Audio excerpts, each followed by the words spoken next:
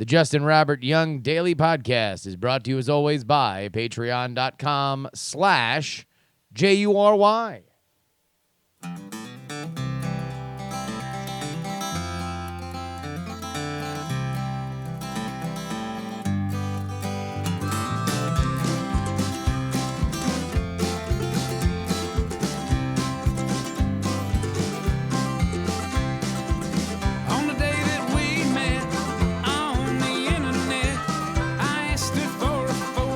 Ladies and gentlemen, welcome to the JuRY Daily Podcast. My name is Justin Robert Young. The date today is July 19th, 2018.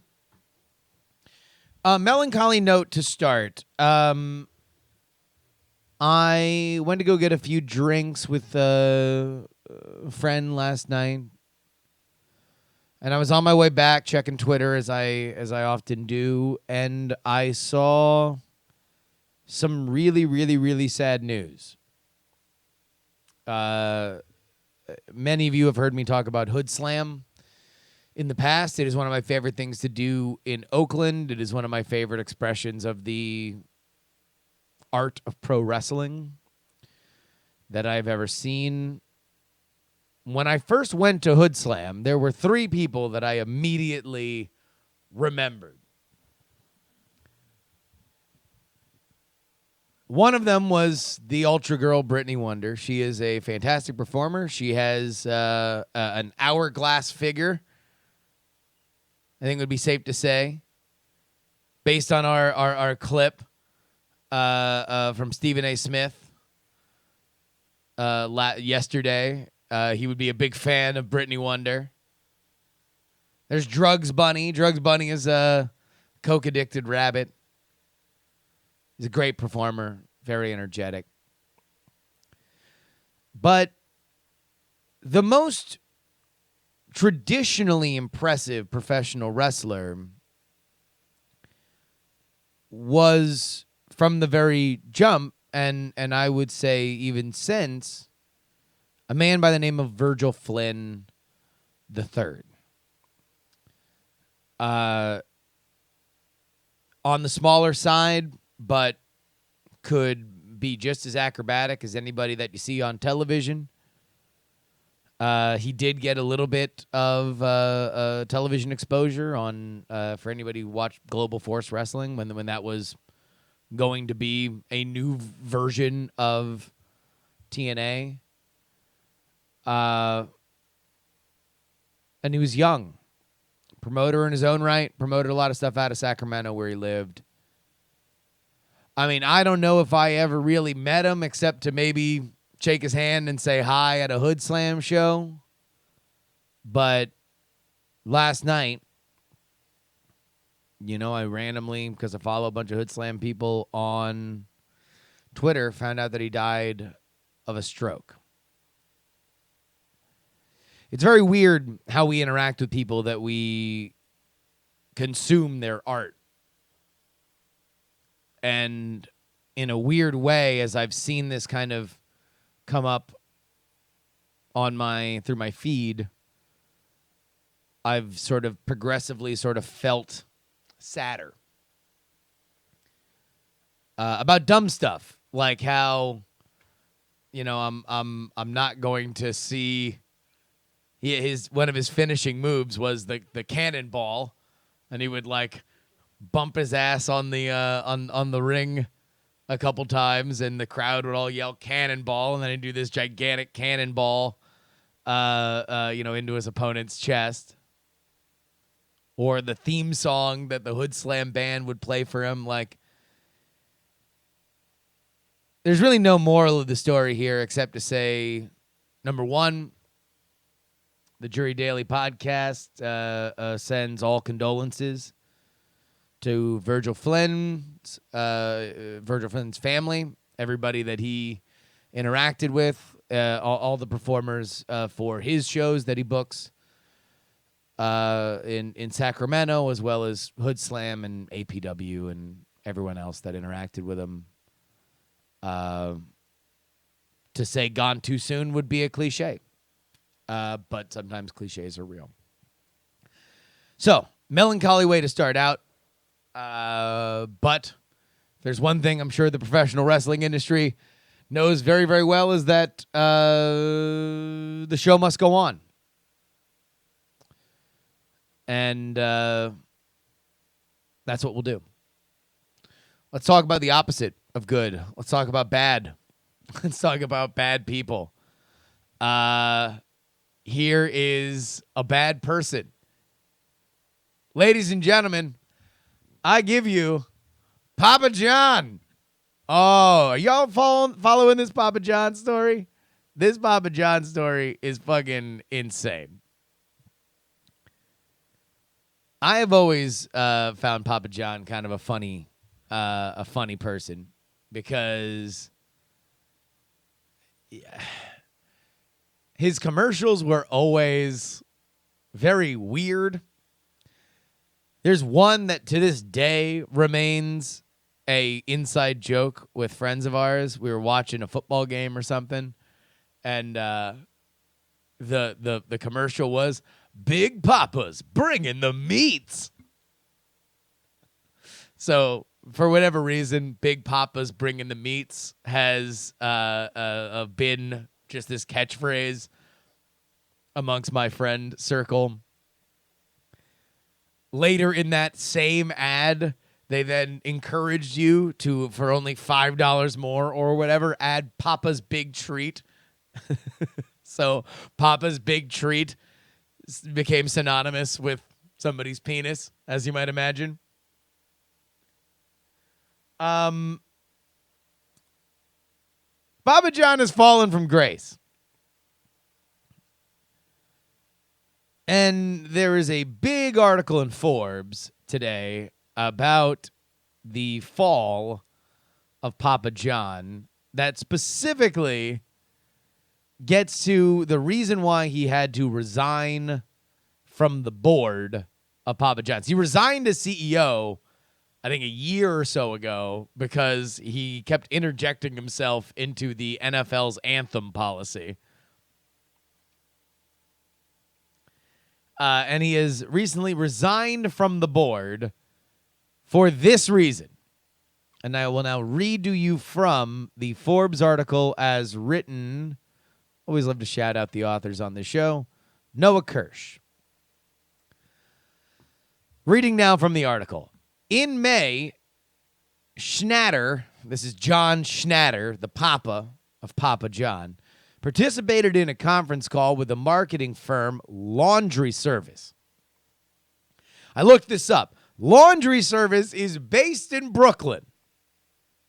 So I want you to understand, just in your mind, paint this picture. John Schnatter, Papa John, the dude from the fucking ads, right? Conference call, maybe a bunch of suited people. They're in Louisville, Kentucky. Laundry Service. Imagine everyone that you would picture in central casting that would be working at a marketing firm in Brooklyn. So, all the arm sleeve tattoos and waxed mustaches and one dude randomly in bicycle shorts, like everything that you would imagine would be in that, right? And they're on the same conference call. Put that in your mind while I read the rest of this to you. In a role-playing exercise intended to avoid another public relations kerfuffle, during that call, when asked how he would distance himself from racists, Schnatter made remarks he thought were simply practice, but multiple individuals on the call found offensive, according to a source familiar with the situation. I'm going to go ahead and take a wild guess and say that the sources familiar with the situation were from Laundry Service. He downplayed his NFL snafu, saying that, and I now quote Papa John Schnatter, Colonel Sanders called blacks N-bombs, except he didn't say N-bombs. He went hard R. I didn't know there was a hard R in Papa John, but as it turns out, there certainly is. And it's not only fast food on fast food violence, it's Kentucky on Kentucky violence. He also made a reference to his upbringing in Indiana, where he said people used to drag African Americans from trucks in an apparent attempt to illustrate his aversion to racism. Laundry Service quickly moved to cancel its contract with Papa John, says a source with direct knowledge of the situation. Oh my God. Oh my fucking God. I kept expecting, as this story has been unfolding over the past couple weeks, that this would eventually get to the point where it would end in rehab. Like, you can only be doing this. These are all, and this whole article is well worth reading. It has to end in rehab for that guy, right? Better ingredients, better racist, Papa John's. I'll tell you what, though. I always kind of dug Papa John's because they had the garlic dipping sauce. That garlic dipping sauce. I don't know why people haven't ripped that off. That's a great idea. Oh, and they had the pepperoncinis in the box. I always dug that about Papa John's. Want to know what I dug less? The racism of the founder. That's what I don't enjoy, and I want to make it clear. We will move on in a second, but this part of the story is too funny to not talk about. This has spurned a clapback from the Colonel Sanders family. The Colonel Sanders family has come back at Papa John's after Colonel Harlan Sanders' name got thrown under the bus last week by Papa John Schnatter. The Kentucky Fried Chicken founder's family is coming to his defense. Trig Adams, Sanders' grandson, told the Courier-Journal that Sanders used saying Sanders used the N-word or any racially offensive words is an absolute lie. He's a weasel, Adams said about Schnatter, because he's prejudiced. He's trying to say someone else was too. Sanders had absolutely no prejudice against anyone.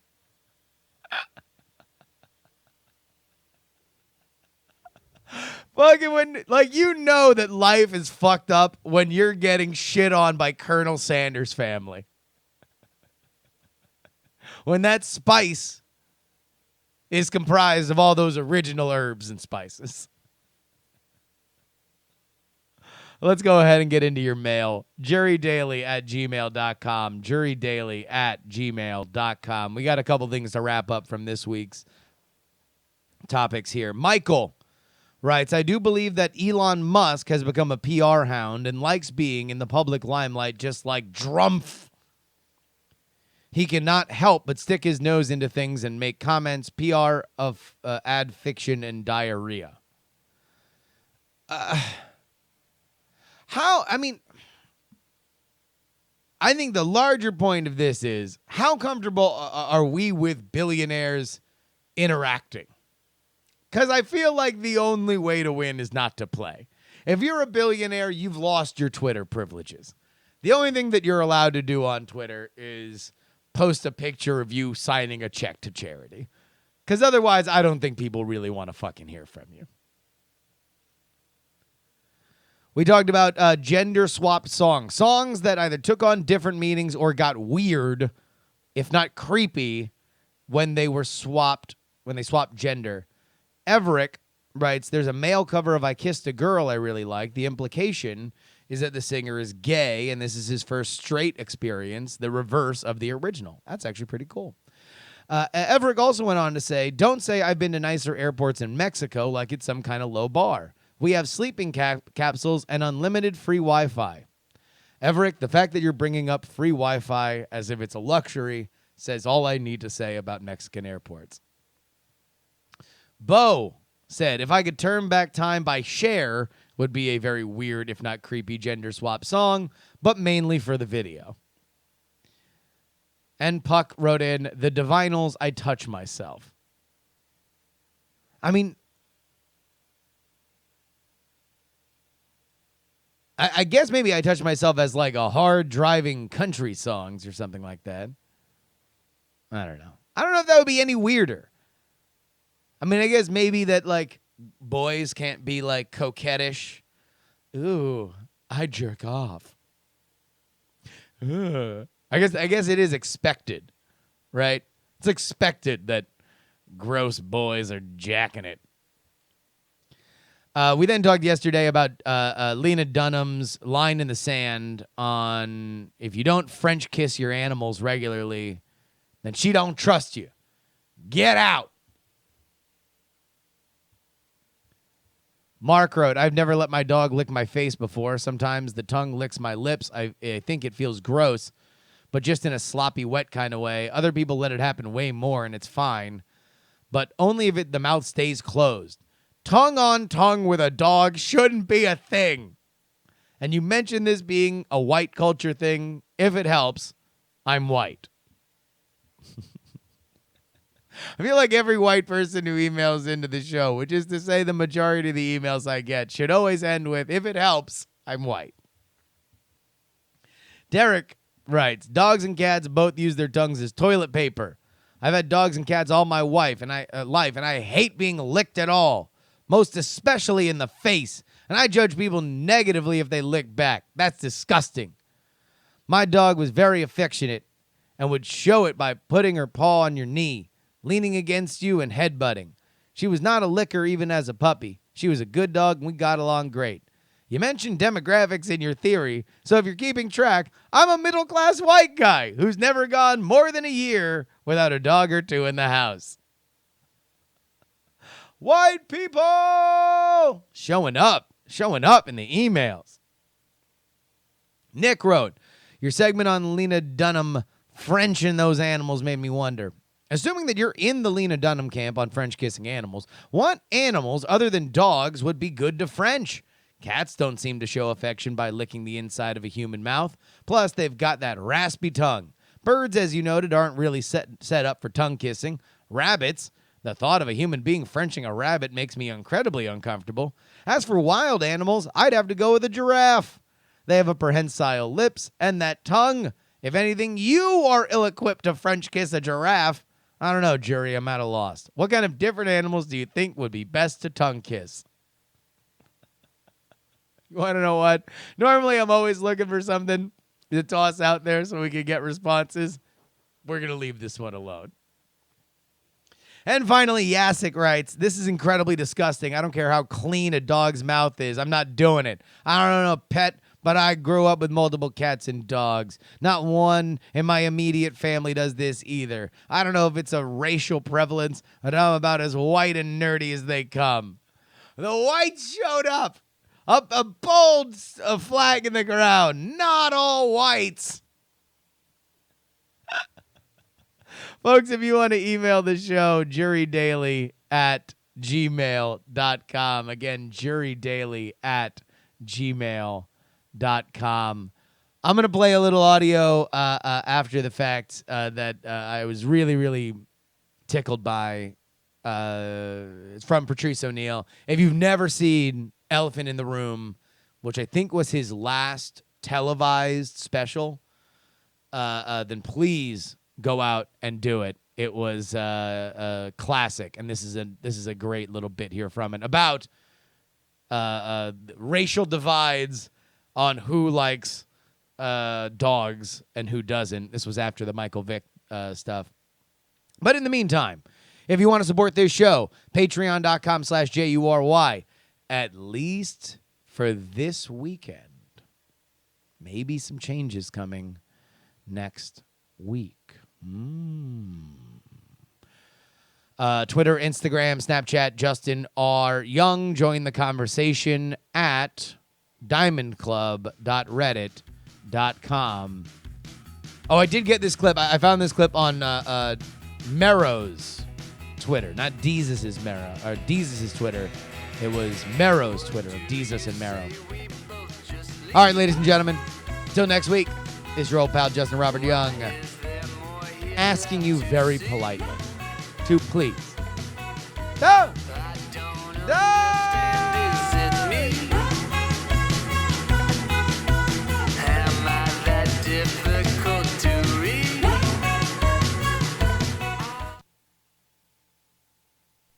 happening. What do you think of Michael Vick and the dog? They just show, every dude they show is like, man, dogs, man, dogs.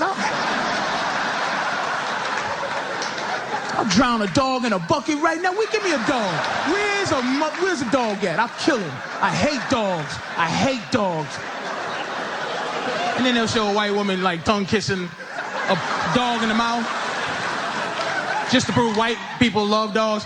And then they go back to him and he's mad, like, look at this dirty white bitch tongue kissing. Devil bitch tongue kissing a jackal in the mouth.